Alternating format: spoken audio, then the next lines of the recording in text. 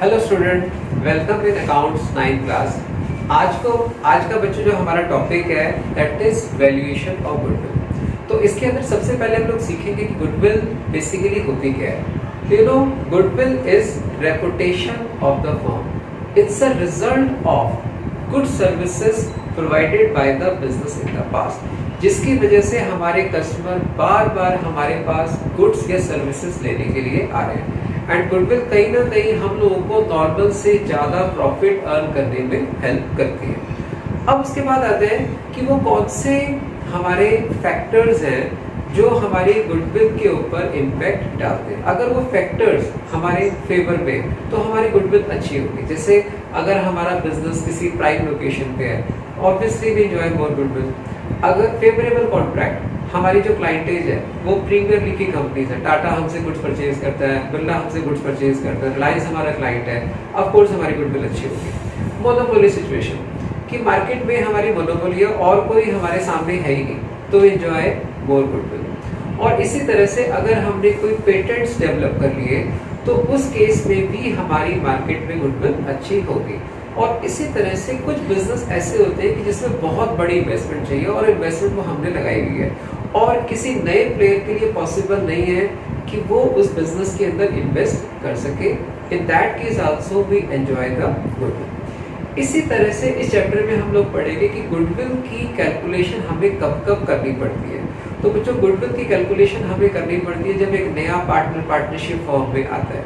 कोई partner firm छोड़ के जा रहा है, किसी पार्टनर की डेथ हो गई, पार्टनर्स अपनी प्रॉफिट शेयरिंग रेशियो को चेंज कर रहे हैं, हम अपने बिजनेस की सेल कर रहे हैं, पार्टनरशिप का किसी दूसरी पार्टनरशिप के साथ या कंपनी के साथ अगर अमेलगमेशन हो रहा है, तो इन सारे केसेस में हम गुडविल को कैलकुलेट करते हैं। इसी तरह से बच्चों, गुडविल की अपनी कुछ कैरेक्टरिस्टिक्स हैं। क्या कैरेक्टरिस्टिक्स हैं कि गुडविल एक इंटेंजिबल एसेट है। एक होती है टेंजिबल और एक होता है इंटेंजिबल। टेंजिबल का मतलब जो नजर आता है, इंटेंजिबल जो नजर नहीं आता। दूसरा कि गुडविल एक वैल्यूएबल एसेट है, ठीक है, जिसको हम सेल करके पैसे रिकवर कर सकते हैं। और जो बच्चों इसकी नेचर है वो ये कि गुडविल अकेली सेल नहीं होती। जब हम किसी बिजनेस की सेल करते हैं उसके साथ गुडविल को हम सेल करके दिखाते हैं। और गुडविल की वैल्यू कॉन्स्टेंटली फ्लक्चुएट होती रहती है। अगर मार्केट सिचुएशन फेवरेबल है, हमारी गुडविल अच्छी होगी, और अगर सिचुएशन हमारी फेवरेबल नहीं है तो हमारी गुडविल की वैल्यू कॉन्स्टेंटली फ्लक्चुएट होती रहेगी। तो देखिए, जो आज अभी तक हमने पढ़ा, सबसे पहले गुडविल का मतलब it's a reputation, it's a result of good services provided by the business in the past. उसके बाद गुडविल की जो फीचर्स हमने पढ़ा, एक इंटेंजिबल एसेट है जो नजर नहीं आता, ठीक है, वैल्यूएबल व्हेन बिजनेस सोल्ड। वैसे गुडविल को हम बुक्स में रिकॉर्ड नहीं करते बिकॉज अकाउंटिंग स्टैंडर्ड 26 हम लोगों को ये कहता है कि हम सिर्फ जो पैसे देके गुडविल खरीदी है उसको रिकॉर्ड कर सकते हैं, सेल्फ जनरेटेड को रिकॉर्ड नहीं कर सकते। तो कहते हैं कि वैल्यूएबल व्हेन सोल्ड, जब बिजनेस की सेल करते हैं तब उसकी वैल्यू को कंसीडर करते हैं। Subject to constant fluctuation, goodwill की वैल्यू लगातार फ्लक्चुएट होती रहती है, किसी साल बढ़ जाती है, किसी साल कम हो जाती है। Exact value not possible, goodwill की वैल्यू को हम सिर्फ एस्टिमेट करते हैं, लेकिन हम बिल्कुल एग्जैक्ट वो वैल्यूज की कैलकुलेट नहीं कर सकते। And lastly it's a valuable asset. फिर बच्चों ने पढ़ा कि वो कौन से फैक्टर्स हैं जो गुडविल के ऊपर इम्पैक्ट डालते थे। फेवरेबल लोकेशन, अगर हमारी लोकेशन किसी प्राइम लोकेशन के ऊपर है तो गुडविल हमारी अच्छी होगी। अगर हमारा मैनेजमेंट अच्छा है तो गुडविल अच्छी होगी। अगर हमारे क्वालिटी प्रोडक्ट्स हैं, लोग उसको अप्रेज करते हैं, लोग उसको बार बार बाय करने के लिए आते हैं, तो that is a improve the goodwill.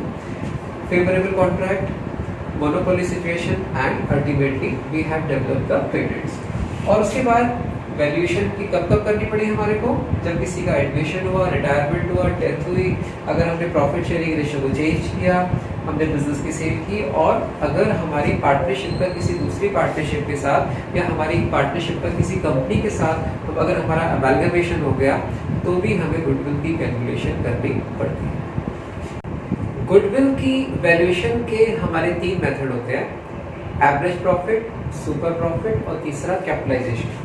तो एवरेज प्रॉफिट में 2 होते हैं, सिंपल एवरेज, वेटेड एवरेज, और इसी तरह से कैपिटलाइजेशन में 2 होते हैं, capitalisation of average profit, capitalisation of super profit. तो एक बात अभी तक के डिस्कशन से निकल के आई कि गुडविल की वजह से हम लोग ज़्यादा प्रॉफिट अर्न करते हैं, और goodwill is the result of past efforts of the company जिसका ब्रांड नेम हम लोग खरीदने जा रहे हैं। तो जब हम उसका ब्रांडिंग या उस कंपनी को हम खरीद रहे हैं तो उसके पास्ट एफर्ट्स की वजह से फ्यूचर में हमें जो फायदा होने वाला है उसके पैसे हम परचेजिंग कंपनी को देने वाले हैं। तो उसके लिए जो हमारा एवरेज प्रॉफिट मेथड है, इस मेथड के अंदर हम ये लेके चलते हैं कि उसके ब्रांड की वजह से, उसके एफर्ट्स की वजह से अगले 3 साल तक या 4 साल तक हमें प्रॉफिट होने वाला है। अगर हम ये ब्रांड परचेज नहीं करते तो हमें नेक्स्ट 3 इयर्स तक कोई प्रॉफिट होने वाला नहीं था। That is average period. Super profit में क्या होता है, हम कहते हैं कि नहीं, हम अगर पैसा इन्वेस्ट करेंगे तो हमें अर्निंग तो होगी, बट हम उतनी अर्निंग नहीं कर सकते जितना एस्टैब्लिश बिजनेस में कर रहे हैं। तो अगर हम किसी ब्रांड को परचेज करते हैं, किसी नेम को अगर हम लोग लेते हैं तो हमें नॉर्मल से ज़्यादा प्रॉफिट होने वाला होता है, और ये जो नॉर्मल से जितना ज़्यादा होने वाला प्रॉफिट है दैट इज सुपर प्रॉफिट। और ये उस ब्रांड की वजह से, उसके एफर्ट्स की वजह से जितने साल तक होने वाला है, ये हम इस मेथड में कैलकुलेशन करेंगे। और ऐसे ही कैपिटलाइजेशन मेथड, इस मेथड का मतलब ये है कि एक बिजनेस को चलाने के लिए जितना पैसा चाहिए और जितना पैसा हम लोगों ने लगाया है उसका जो डिफरेंस है that is goodwill. For example, एक बिजनेस को चलाने के लिए नॉर्मली 10 लाख रुपए की रिक्वायरमेंट है, लेकिन हम सिर्फ 6 लाख रुपए लगा के उस बिजनेस को कर रहे हैं, तो जो 4 लाख की सेविंग हम लोगों की हुई that is due to the goodwill. तो इस मेथड्स के अंदर 1 बाय 1 हम लोग सीखेंगे। इसी तरह से जो क्लासिफिकेशन ऑफ गुडविल है, गुडविल हमारी 2 तरह की है। एक होती है परचेज गुडविल, जो पैसे देके हमने खरीदी है, और दूसरा होता है सेल्फ जनरेटेड गुडविल, जिसके लिए हमने पैसे नहीं दिए, ओवर द इयर्स में हमारे जो पास्ट में जो एफर्ट्स थे उसका ये रिजल्ट होता है। तो एज पर अकाउंटिंग स्टैंडर्ड 26 हम लोग अकाउंट्स में सिर्फ परचेज गुडविल को बुक्स में रिकॉर्ड करते हैं। गुडविल की वैल्यूएशन का हम फर्स्ट मेथड करेंगे, that is average profit method. तो इस मेथड में हम क्या करते हैं, सबसे पहले हम बिजनेस के नॉर्मल बिजनेस प्रॉफिट निकालते हैं। नॉर्मल बिजनेस प्रॉफिट का मतलब है कि जब हम किसी का बिजनेस खरीद रहे हैं तो हम ये एक्सपेक्ट कर रहे हैं कि उसके एफर्ट्स का एडवांटेज हमने अगले 3 साल तक या 4 साल तक मिलने वाला है। यानी कि जो प्रॉफिट वो कमा रहा था हम वो कमाएंगे उसके नाम की वजह से। तो उसकी पेमेंट हम लोग बिजनेस परचेज करते टाइम करते हैं। तो बट में इसमें एक बात आपको ये ध्यान रखनी है कि जब भी गुडविल की वैल्यूएशन करनी होती है, हमें जो प्रॉफिट लेना होता है नॉर्मल बिजनेस प्रॉफिट। तो नॉर्मल बिजनेस प्रॉफिट निकालने के लिए क्या करना पड़ेगा, जो पास्ट ईयर के प्रॉफिट हम लोगों को दे रखे होंगे, अगर उस प्रॉफिट में कोई एबनॉर्मल एक्सपेंस पहले अगर माइनस हो चुका है तो आप उसको प्रॉफिट को करेक्ट करने के लिए ऐड करेंगे। कोई एबनॉर्मल इनकम अगर हमारी ऐड हो चुकी है, प्रॉफिट को नॉर्मल करने के लिए उसको माइनस करेंगे। और अगर कोई नॉर्मल एक्सपेंस हमारा शो करने से रह गया, जैसे हमने रेंट नहीं दिखाया, सैलरी नहीं दिखाया, इंटरेस्ट नहीं दिखाया, तो उसको हम माइनस करेंगे, तो हमारे पास आएगा नॉर्मल बिजनेस प्रॉफिट। तो देखिए नॉर्मल बिजनेस प्रॉफिट की कैलकुलेशन कैसे होगी, जो लास्ट ईयर्स के प्रॉफिट हम लोगों को गिवन होंगे उसमें हम ऐड करेंगे एबनॉर्मल लॉसेस। एबनॉर्मल लॉसेस जैसे loss by fire, loss by theft, और इसी नेचर के अगर किसी एसेट की सेल पे लॉस हुआ है उसको ऐड करेंगे। और मान लीजिए कि आपने कोई कैपिटल एक्सपेंडिचर किया था, आपने बिल्डिंग खरीदी लेकिन गलती से आपने उसको रेवेन्यू एक्सपेंडिचर दिखा दिया, तो हमने अपने प्रॉफिट को कम कर दिया जो कि नहीं करना चाहिए था, उसको हम लोग ऐड करके दिखाएंगे। और लेस करेंगे एबनॉर्मल गेन, अगर किसी एसेट की सेल पे हमें प्रॉफिट हुआ, वो हमारी कोई day to day business income नहीं है, उसको माइनस करेंगे। और इसी तरह से अगर कोई नेचुरल डिजास्टर हुई, कुछ भी ऐसा हुआ और उसका इंश्योरेंस क्लेम अगर हम लोगों को मिला, तो ये भी हमारी कोई नॉर्मल बिजनेस इनकम नहीं है। हमने कहीं पैसा, उस कंपनी ने पैसा इन्वेस्ट किया था, उसके ऊपर कहीं से इंटरेस्ट मिला, डिविडेंड मिला, this is not also business income, तो उस इनकम को भी हम यहाँ से माइनस करके दिखाएंगे। और अगर इस प्रॉफिट में से कोई नॉर्मल रिकरिंग एक्सपेंस अभी तक माइनस होने से रह गया, जैसे अभी मैंने आपको बताया रेंट, सैलरी, कमीशन, इंटरेस्ट, तो आप उसको माइनस करके आप अपने बिजनेस का नॉर्मल बिजनेस प्रॉफिट निकालेंगे। उसके बाद हमेशा गुडविल की वैल्यूएशन के लिए प्रॉफिट का मतलब एवरेज प्रॉफिट। तो एवरेज का मतलब अगर पिछले 5 साल का प्रॉफिट दे रखा है उसको पहले नॉर्मल बनाएंगे, हम उसको एडजस्टेड प्रॉफिट निकालेंगे, और 5 साल का प्रॉफिट है ऐड करके 5 से डिवाइड करेंगे, 4 है तो 4 से डिवाइड करेंगे, तो हमारे पास एवरेज प्रॉफिट आ जाएगा total profit of last years upon number of years. अब उसके बाद गुडविल जो होती है, ये जो एवरेज प्रॉफिट हमने स्टेप 2 से निकाला into number of years of purchase. अब ये number of year of purchase क्या होते हैं, हमें ऐसा लगता है कि जिसकी गुडविल, जिस बिजनेस को हम खरीद रहे हैं उसके पास्ट एफर्ट का एडवांटेज हमें अगले 3 साल तक मिलने वाला है, या अगले 4 साल तक मिलने वाला है, या अगले 5 साल तक मिलने वाला है। That is number of years of purchase. एक यहाँ पे था नंबर ऑफ ईयर्स, तो नंबर ऑफ ईयर्स तो एवरेज के लिए था कि 4 साल के प्रॉफिट को 4 से डिवाइड किया तो वो that is number of years, and that is number of years of purchase. तो नंबर ऑफ परचेज का मतलब कि पास्ट जो कंपनी थी उसके एफर्ट का एडवांटेज जितने कमिंग ईयर्स तक मिलने वाला है, that is number of years of purchase, और this is always given in question, और उसको मल्टीप्लाई करके हम इसकी गुडविल को कैलकुलेट करते हैं। आइए अब एक सिंपल एवरेज के ऊपर हम एक क्वेश्चन करेंगे। आपकी वर्कशीट का फर्स्ट क्वेश्चन है, सपोज आपको लास्ट 5 इयर्स के प्रॉफिट गिवन है, मींस 1 साल में लॉस है, 4 साल में प्रॉफिट है। तो कहता है calculate goodwill on the basis of 3 year purchase of average profit. तो देखिए इसमें सबसे पहले हमें क्या निकालना होता है बच्चों, एवरेज प्रॉफिट। तो एवरेज प्रॉफिट जो हमें लास्ट 5 इयर्स का दिया हुआ है आपको, तो this is 1 lakh plus 80,000 plus 1,20,000 minus 40,000 and plus 1,40,000 divided by 5। This is the average profit, ठीक है। तो इसका टोटल बच्चों कितना आ गया हमारा, दिस इज 2 3 4, तो this is 4 lakh divided by 5, it's 80,000. And now we say goodwill on the basis of 3 year purchase of average profit. So goodwill होती है हमारी average profit into number of year of purchase. So here average profit is 80,000. Number purchase 3. This is 2,40,000. So this is the case of simple average profit method.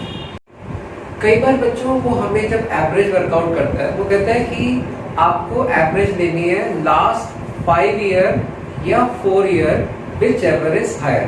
तो जैसे for example एक question में कहते हैं कि अगर ये 5 साल का प्रॉफिट है और वो कहते हैं कि लास्ट 5 ईयर या लास्ट 4 ईयर जिसकी भी एवरेज ज्यादा होगी वो लेनी है। तो 5 इयर्स में तो ठीक हो गया, 5 साल का प्रॉफिट है, ऐड करके 5 से डिवाइड कर दिया।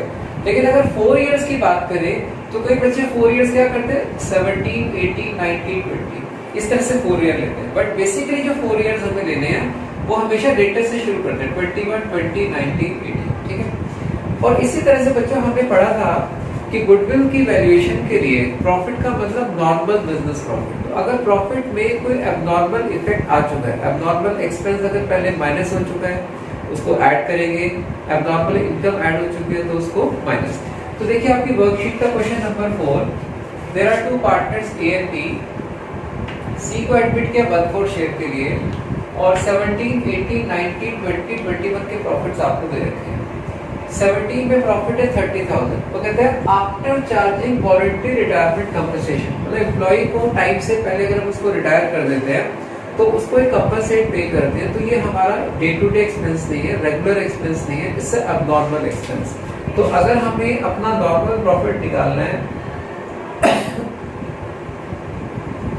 तो इसमें हमें 10,000 को क्या करना पड़ेगा, ऐड करना पड़ेगा। ऐसे ही फिर 2018 में 40,000 इंक्लूडिंग लॉटरी इनकम, लॉटरी से अगर कोई इनकम हमें मिले, this is not a normal business income, abnormal income है, तो हमें 18 के प्रॉफिट में से इसको क्या करना पड़ेगा, माइनस करना पड़ेगा।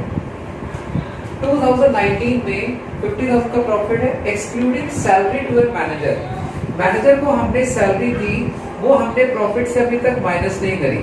तो मैनेजर को सैलरी देना एक हमारा नॉर्मल बिजनेस एक्सपेंस है जो अभी तक हमने माइनस नहीं किया, तो उसको माइनस करके दिखा देंगे। तो this is 40,000, this is 30,000 and this is 40,000, ठीक है। अब 2020 में 60,000 under valuation of closing stock. तो बच्चों आपको पता है कि 11th क्लास में फाइनल अकाउंट हमने पढ़ा था, आपको एक बात पता है कि क्लोजिंग स्टॉक को ट्रेडिंग अकाउंट के क्रेडिट साइड में दिखाते हैं। अगर क्लोजिंग स्टॉक की वैल्यू किसी भी रीजन से अगर बढ़ती है तो हमारा प्रॉफिट भी बढ़ता है, और क्लोजिंग स्टॉक की वैल्यू कम होती है तो हमारा प्रॉफिट भी कम होता है। तो अगर क्लोजिंग स्टॉक अंडर वैल्यूड है जैसे कि इस क्वेश्चन में है, तो क्लोजिंग स्टॉक की वैल्यू अगर हम बढ़ाएंगे तो उस साल का प्रॉफिट भी बढ़ जाएगा। और अगर मान लो स्टॉक की वैल्यू ओवर वैल्यूड होती तो हम क्लोजिंग स्टॉक की वैल्यू को कम करते तो उस साल के प्रॉफिट को भी कम करते। खैर अंडर वैल्यूएशन है स्टॉक को, तो हम इस ईयर के प्रॉफिट में 10,000 को इंक्रीज करेंगे, दिस इज 70,000। और 2021 में हमारे पास प्रॉफिट है 70,000। तो एक इम्पॉर्टेंट बात बच्चों आपको ये पता है, जो इस साल का क्लोजिंग स्टॉक है वो अगले साल जाके हमारा ओपनिंग स्टॉक बनेगा। और अगर इस स्टॉक की वैल्यू को हमने अंडर वैल्यूड किया, यानी कि इस साल स्टॉक क्लोजिंग स्टॉक की वैल्यू कम करी, तो ये अगले साल जाके भी ओपनिंग स्टॉक की वैल्यू कम हो जाएगी। और ओपनिंग स्टॉक का प्रॉफिट के साथ रिवर्स रिलेशन होगा, मतलब आपने कहा अगर क्लोजिंग स्टॉक बढ़ा तो प्रॉफिट बढ़ाया, अगर हमारा ओपनिंग स्टॉक कम होगा तो हमारा प्रॉफिट बढ़ेगा। क्यों? क्योंकि उससे हमारी कॉस्ट ऑफ गुड्स सोल्ड कम हो जाती है। और अगर ओपनिंग स्टॉक हमारा बढ़ता है तो हमारा प्रॉफिट कम हो जाएगा, क्योंकि ओपनिंग स्टॉक के बढ़ने से हमारी कॉस्ट ऑफ गुड्स सोल्ड की वैल्यू बढ़ जाती है, जिससे हमारे प्रॉफिट्स कम हो जाते हैं। तो इस क्वेश्चन में क्या होगा कि हमारा स्टॉक की वैल्यू अगर आपकी अंडर वैल्यूएशन थी तो स्टॉक की वैल्यू आपने इस साल बढ़ाई, तो इस साल का प्रॉफिट आपका बढ़ा, तो अगले साल का प्रॉफिट हमारा कम होगा, क्योंकि अगले साल ओपनिंग स्टॉक के बढ़ने से हमारी कॉस्ट ऑफ गुड्स सोल्ड बढ़ जाएगी। एज ए रिजल्ट हमारा जो प्रॉफिट है वो 10,000 से कम हो जाएगा। तो अब हम इसका टोटल करके इसका टोटल करेंगे, कितना आ गया?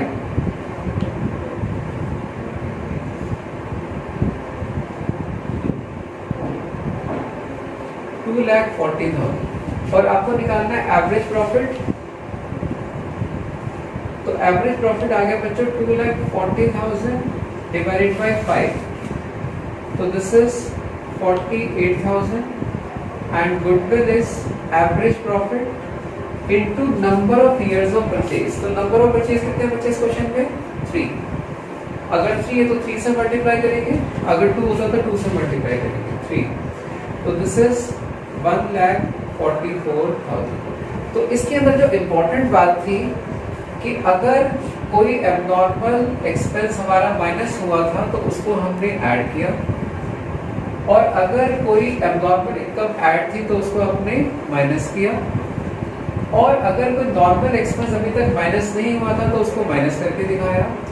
और स्टॉक का, क्लोजिंग स्टॉक का आपको बताया प्रॉफिट के साथ रिवर्स सिंपल रिलेशन है कि स्टॉक बढ़ेगा तो हमारा प्रॉफिट भी बढ़ेगा। तो स्टॉक की वैल्यू 10,000 से कम थी, तो क्लोजिंग स्टॉक की वैल्यू अगर हमने बढ़ाई तो उस साल का प्रॉफिट भी 10,000 से हमारा बढ़ गया, और अगले साल हमारा ओपनिंग स्टॉक 10,000 से बढ़ रहा है, तो जिसकी वजह से कॉस्ट के बढ़ने से हमारा प्रॉफिट कम हो जाएगा। तो इस तरह से हम लोग एवरेज प्रॉफिट मेथड में कैलकुलेशन गुडविल की करते हैं। एवरेज प्रॉफिट मेथड में हमने हर ईयर के प्रॉफिट को एक जैसे इंपॉर्टेंस दी, एक उसकी लिमिटेशन भी थी। पर रियल लाइफ में आपको पता है कि प्रॉफिट का इंक्रीज या डिक्रीजिंग ट्रेंड हो सकता है, और रियल लाइफ में हम रिसेंट ईयर को ज़्यादा इंपॉर्टेंस देते हैं। तो इस लिमिटेशंस को अवॉइड करने के लिए प्रैक्टिकली हम लोग वेटेड एवरेज मेथड फॉलो करते हैं। तो वेटेड एवरेज में क्या होता है, हम रिसेंट ईयर को ज़्यादा इंपॉर्टेंस, ज़्यादा वेट देते हैं, और जो हमारे पास्ट ईयर्स होते हैं उसको हम लीस्ट वेटेज देते हैं। तो इसका फॉर्मूला बच्चों होता है वेटेड एवरेज में, पहले तो नॉर्मल बिजनेस प्रॉफिट निकालेंगे जैसे सिंपल एवरेज में निकाला था, और उसमें हर ईयर के प्रॉफिट को एक वेट देंगे। जैसे अगर लास्ट 4 ईयर्स के प्रॉफिट हैं, जैसे 2011, 12, 13, 14, तो 11 को 1, 12 को 2, 13 को 3, 14 को 4, हर साल को एक वेट देंगे, और उस वेट को प्रॉफिट से मल्टीप्लाई करेंगे और उसकी वेटेड एवरेज निकालेंगे, और उसके बाद वेटेड एवरेज को नंबर ऑफ परचेज से हम लोग मल्टीप्लाई करके दिखाते हैं। तो एक क्वेश्चन से हम इसको सॉल्व करते हैं। जैसे आपकी वर्कशीट का क्वेश्चन नंबर 6 है, लास्ट 4 ईयर का प्रॉफिट आपको दे रखा है 20,000, 30,000, 40, 50। Calculate goodwill on 3 year purchase, weighted average profit of last 4 years.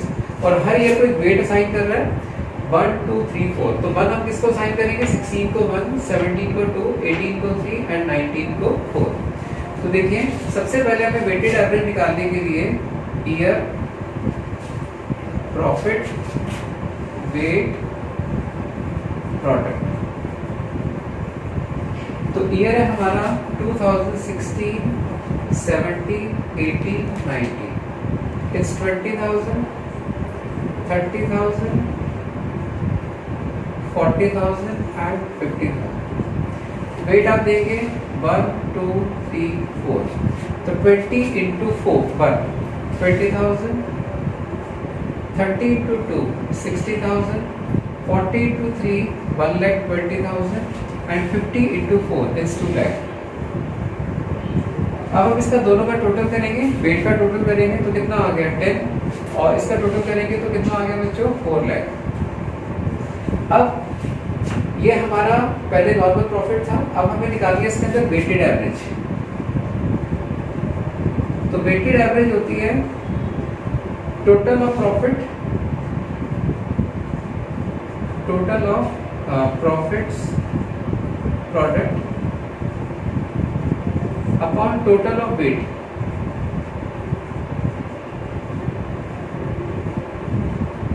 तो हमारे पास प्रॉफिट का प्रोडक्ट टोटल है 4 लाख डिवाइडेड बाय 10 इट्स 40,000, और गुडविल इसमें क्या बोला है इट्स 3 ईयर परचेज। तो गुडविल हमारी क्या आएगी बच्चों यहाँ पे, गुडविल इज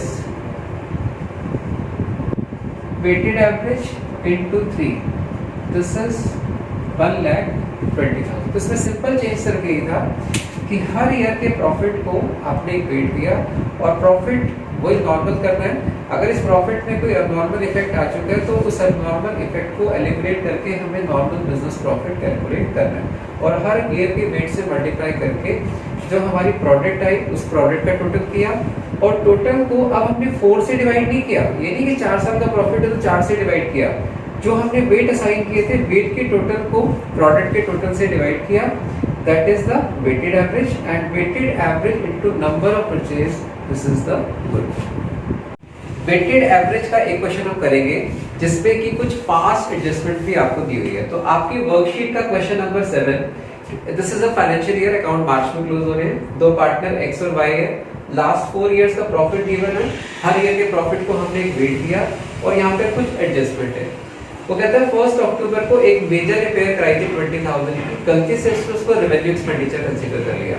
तो आपको पता है कि अगर मेजर रिपेयर कराते हैं तो इससे हमारे प्रॉफिट के ऊपर फर्क नहीं पड़ना चाहिए, बट उसने प्रॉफिट्स को कम कर दिया था। तो हम 18 के प्रॉफिट में 20,000 को ऐड करेंगे, और जितनी एसेट की वैल्यू इंक्रीज हुई है उसका डेप्रिसिएशन हम लोग अभी माइनस करके दिखाएंगे। फिर कहते हैं 2018 में स्टॉक हमारा ओवर वैल्यूड है, तो 2018 का स्टॉक अगर ओवर वैल्यूड है तो 18 का प्रॉफिट हमने बढ़ा रखा था, तो ठीक करने के लिए 18 के प्रॉफिट को कम करेंगे, और जो इस साल का क्लोजिंग स्टॉक है वो 19 का क्या बनेगा, ओपनिंग स्टॉक। तो कैसे एडजस्टमेंट होगी हम क्वेश्चन में करेंगे। ऐसे में 2019 में हमारा स्टॉक अंडर वैल्यूड है, और वो कहते हैं कि एक मैनेजमेंट कॉस्ट थी 2,000 रुपए की हर साल, वो हम दिखाने से रह गए। तो देखिए इसमें लास्ट 4 इयर्स के प्रॉफिट हम लोग को दे रखे हैं, और आपको पता है कि गुडविल की वैल्यूएशन के लिए प्रॉफिट का मतलब नॉर्मल बिजनेस प्रॉफिट, तो इसके अंदर एबनॉर्मल इफेक्ट को हम एलिमिनेट करेंगे। तो पहला अक्टूबर 1 2018 को मेजर रिपेयर कराइए 20,000 की, तो अक्टूबर 1 2018, तो कौन सा फाइनेंशियल ईयर होगा 2018-19, कुछ बच्चे इसमें कर देते हैं तो 18-19 इसमें आएगा। तो अगर मेजर रिपेयर कराई है तो आपने प्रॉफिट में गलती से माइनस कर दिया, नहीं करना चाहिए था, उसको हम क्या करेंगे ऐड करेंगे, और इसका depreciation 10% return on value method से अभी तक माइनस नहीं हुआ, वो माइनस करके दिखाएंगे। तो 20,000 का 10%, 20,000 का अगर आप 10% निकालते हैं 6 मंथ्स का लगेगा फर्स्ट ईयर में, दिस इज 1000 का डेप्रिसिएशन हम 2019 के प्रॉफिट से माइनस करेंगे। उसके बाद अगले साल जो डेप्रिसिएशन लगेगा 20,000 माइनस 1,000, रिटर्न ऑन वैल्यू हमारी आएगी 19,000, 19,000 का अगर आप 10% लगाते हैं दिस इज 1900, तो अगले साल हम 1900 का डेप्रिसिएशन इसमें से लेस करके दिखाएंगे। This is the first adjustment. 2018 में कहता है क्लोजिंग स्टॉक हमारा ओवर वैल्यूड है, तो 18 में स्टॉक अगर हमारा ओवर वैल्यूड है तो 18 के प्रॉफिट को हम 4,000 से कम करेंगे, क्योंकि आपको पता है कि क्लोजिंग स्टॉक की वैल्यू अगर कम होती है तो प्रॉफिट को भी हम कम करते हैं। लेकिन जो इस साल का क्लोजिंग स्टॉक है वो अगले साल जाके बनेगा ओपनिंग स्टॉक। अगर ओपनिंग स्टॉक की वैल्यू कम होती है तो ये डायरेक्टली अफेक्टेड द कॉस्ट, उससे हमारी कॉस्ट कम होगी और अगले साल का प्रॉफिट हमारा 4,000 से बढ़ जाएगा। उसके बाद 2019 में कहता है कि stock is under valued bye 6,000, 19 में हमारा जो स्टॉक है वो उसकी वैल्यू 6000 से कम दिखाई है, तो 19 में 6000 से स्टॉक अगर बढ़ाएंगे तो हमारा प्रॉफिट भी 6000 से बढ़ जाएगा। और 19 में अगर क्लोजिंग स्टॉक बढ़ा तो ये अगले साल जाके 20 में बनने वाला ओपनिंग स्टॉक, और ओपनिंग स्टॉक अगर हमारा बढ़ेगा तो उस ईयर का प्रॉफिट हमारा क्या होगा, कम हो जाएगा 6000 से। ठीक है, उसके बाद मैनेजमेंट कॉस्ट 2000 एक नॉर्मल बिजनेस एक्सपेंस है, कहता है अभी तक हमने प्रॉफिट से माइनस नहीं किया, तो आप उसको सिंपली हर ईयर के प्रॉफिट से माइनस करके शो करेंगे 2000, 2000 एंड 2000। तो ये हमारा सारी एडजस्टमेंट करने के बाद हमारा एक प्रॉफिट आ जाएगा 40 minus 2 this is 38,000 and 50 minus 6 44,000, और ये सारा कुछ अगर आप इसमें से माइनस करते हैं तो ये हमारा आ जाएगा बच्चों कितना 90 माइनस 3 87,000 एंड 70,000 माइनस 9,900, तो दिस इज 60,100। और अब आपको पता है वेट्स हमारे को क्वेश्चन में गिवन है 1 2 3 4, हमारे को वेट्स आ गए यहाँ पे, वेट 1 2 3 4।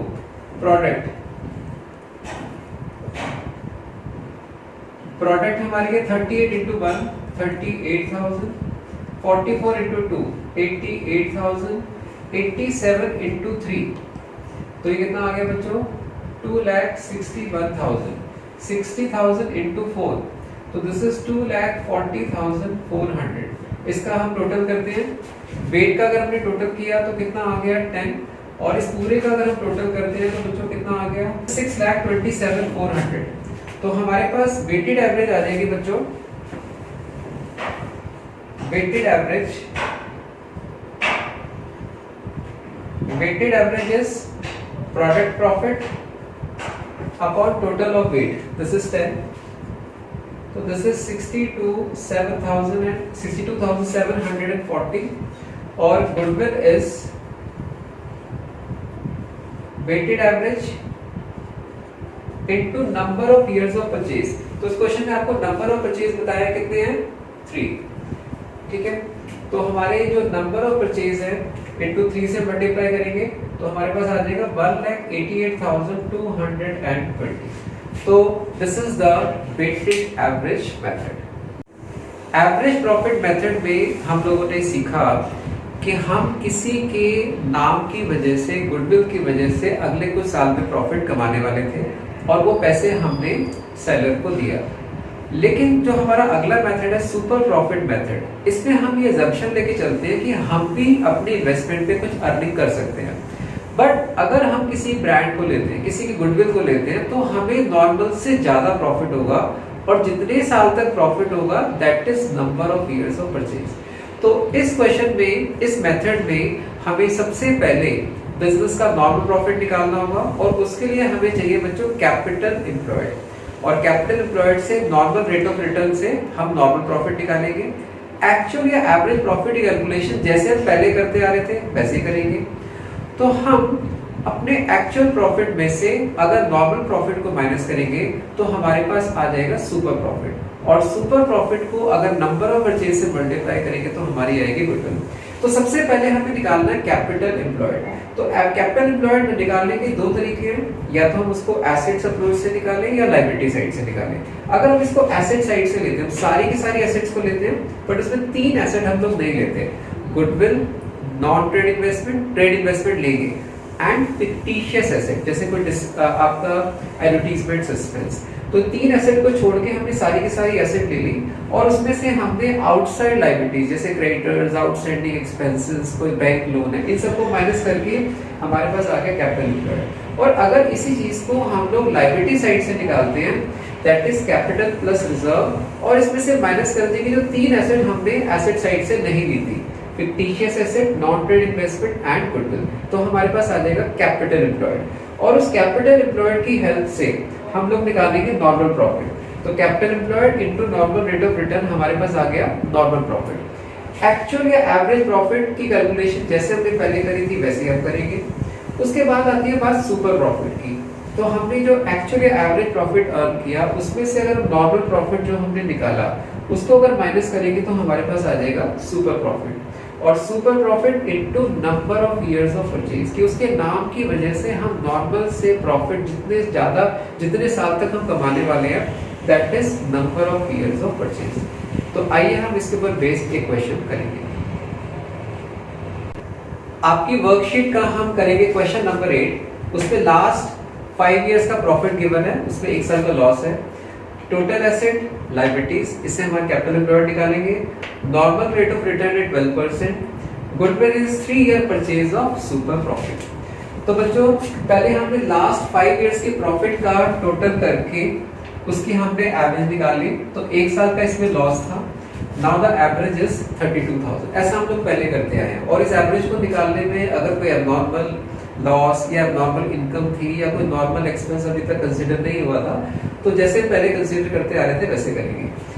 अब कैपिटल एम्प्लॉयड, तो total asset minus outside liabilities. अभी हमने देखा था कि कैपिटल एम्प्लॉयड हम एसेट साइड से और लायबिलिटी साइड से निकाल सकते हैं। तो इस क्वेश्चन में हम लोगों को एसेट गिवन है 5,20,000 की और लायबिलिटीज गिवन है 4 लाख की। तो हमारे पास जो कैपिटल एम्प्लॉयड आया दिस इज 1,20,000 और नॉर्मल प्रॉफिट होता है capital employed into normal rate of return upon 100।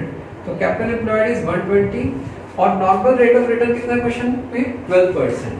तो this is 12 by 100, this is 14,400, this is the normal profit. और उसके बाद बच्चों सुपर प्रॉफिट क्या होता है? Average profit minus normal profit. तो एवरेज प्रॉफिट कितना दिया क्वेश्चन में आपको 32,000 हमने निकाला और नॉर्मल प्रॉफिट है 14,400। तो बच्चों सुपर प्रॉफिट कितना आ गया हमारा 17,600। And goodwill is super profit into number of years of purchase. तो कितने दिए हुए बच्चों 3। तो सुपर प्रॉफिट है हमारा 7,600 into number of years of purchase. तो दिस इज 52,800। तो इस तरह से हम सुपर प्रॉफिट से गुडविल की कैलकुलेशन करते हैं। सुपर प्रॉफिट का एक और हम कॉम्प्रिहेंसिव क्वेश्चन करेंगे। आपके वर्कशीट का क्वेश्चन नंबर 9। एक बैलेंस शीट हम लोग को गिवन है, capital, reserve, creditor and outstanding expense, outside liabilities. Assets आपको दे रखे हैं, नॉर्मल एसेट है, बट जो मेन चीज है आपके पास एसेट में गुडविल, इन्वेस्टमेंट। अगर इन्वेस्टमेंट के साथ कुछ मेंशन है कि वेदर ट्रेड और नॉन ट्रेड, तो हमेशा इसको नॉन ट्रेड लेके चलेंगे। And advertisement suspense, it's a fictitious asset. ये तीन चीजें मेन है। नॉर्मल रेट ऑफ रिटर्न 10% है। एवरेज प्रॉफिट 30,000 आपको दिया है। Goodwill is 2.5 year purchase of super profit. तो सबसे पहला चैलेंज कैपिटल एम्प्लॉयड, या तो लायबिलिटी साइड से या एसेट साइड से। तो आपको पता है बच्चों अगर हम इसको लायबिलिटी साइड से निकालते हैं तो हम कैपिटल लेंगे, रिजर्व लेंगे और इसमें से माइनस करेंगे 3 चीजें। तो कैपिटल, रिजर्व और 3 चीजें हमने माइनस कर दी, goodwill, investment and advertisement suspense. तो हम लोग के पास कैपिटल एम्प्लॉयड आ गया 2 लाख। और अगर आप इसको एसेट साइड से लेते हैं तो हम सारी की सारी एसेट लेते हैं, बट उसमें से 3 चीजें नहीं लेते। तो एसेट का टोटल लेके हमने इसमें से 3 चीजों को हटा दिया, goodwill, investment and advertisement suspense. ये 3 चीजें आपने हटा दी इसमें से। उसके बाद हम लायबिलिटी साइड से ये 2 चीजें हटा देंगे, outside liabilities, creditors and outstanding expense. 190 total आ गया। तो दिस इज 2 लाख। तो आप कैपिटल एम्प्लॉयड चाहे वो एसेट साइड से निकालें चाहे लायबिलिटी साइड से निकालें, सेम आएगा। तो normal profit is capital employed into normal rate of return, that is 10%, this is 20,000। और सुपर प्रॉफिट क्या होता है बच्चों? Average profit minus normal profit. Average profit आपको 30,000 दिया है और नॉर्मल प्रॉफिट है हमारा 20,000। तो super profit is 10,000 and goodwill is 2.5 year purchase of super profit. So this is super profit is 10,000, 2.5 year purchase. So this is goodwill is 25,000. तो इसमें जो मेन बात थी कि हम जब कैपिटल एम्प्लॉयड एसेट साइड से निकालेंगे तो 3 चीजें, goodwill, fictitious asset, not trade investments को कंसीडर नहीं किया। और अगर हमने इसको लायबिलिटी साइड से निकाला तो हमने रिजर्व और कैपिटल के टोटल में से जो 3 चीजें हमने एसेट साइड से निकालते वक्त छोड़ी थी उनको हमने उसमें से सब्ट्रैक्ट कर दिया। अब बच्चों third and last method, capitalization method.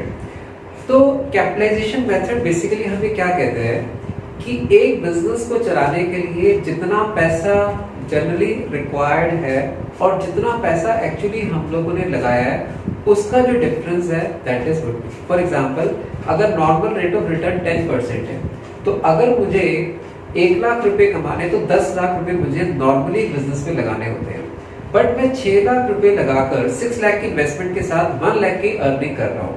लगाना कितना होता है? 10 लाख। लगाया कितना हुआ है? 6 लाख। तो ये 10 लाख और 6 लाख के बीच का जो गैप है, जो डिफरेंस है, दैट इज गुडविल। तो इसमें दो मेथड करते हैं बच्चों। एक हम करते हैं कैपिटलाइजेशन मेथड में, कैपिटलाइजेशन ऑफ एवरेज प्रॉफिट या एक्चुअल प्रॉफिट जो हम अभी तक निकालते आए हैं, और दूसरा कैपिटलाइजेशन ऑफ सुपर प्रॉफिट। तो सुपर प्रॉफिट आपको पता है वो हम कैसे कैलकुलेट करते हैं, अब उसको कैपिटलाइज करते हैं।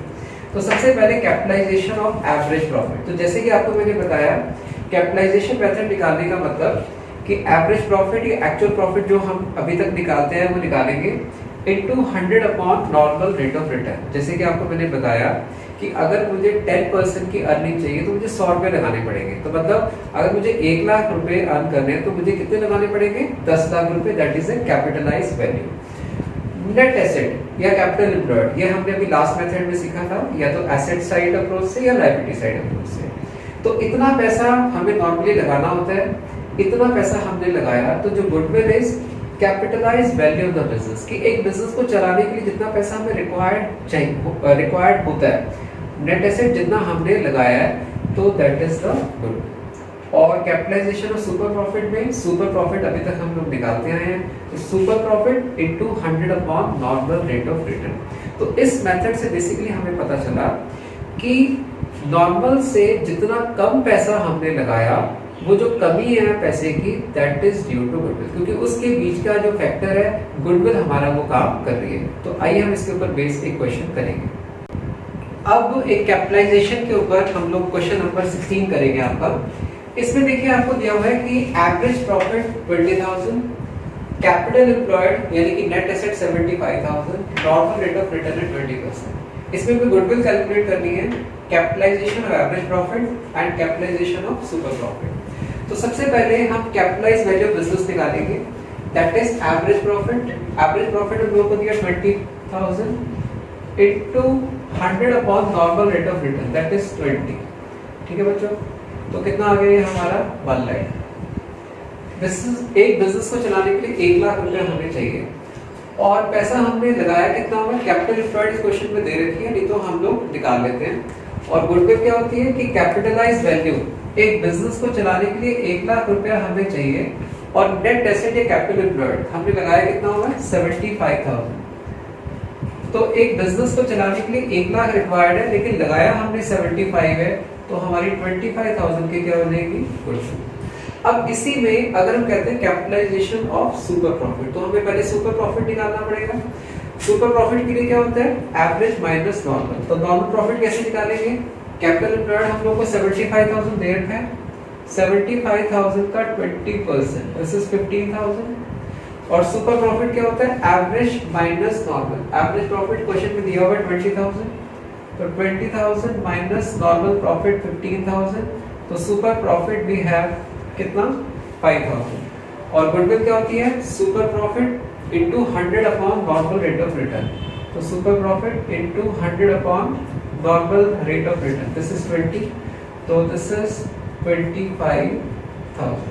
तो इस तरह से हमने देखा कि कैपिटलाइजेशन मेथड में कि एक बिजनेस को चलाने के लिए जितना पैसा रिक्वायर्ड है और जितना हमने एक्चुअली लगाया हुआ है उसका जो डिफरेंस है दैट इज गुडविल। और कैपिटलाइजेशन ऑफ सुपर में हमने सुपर प्रॉफिट को कैपिटलाइज करके दिखा दिया। Thank you.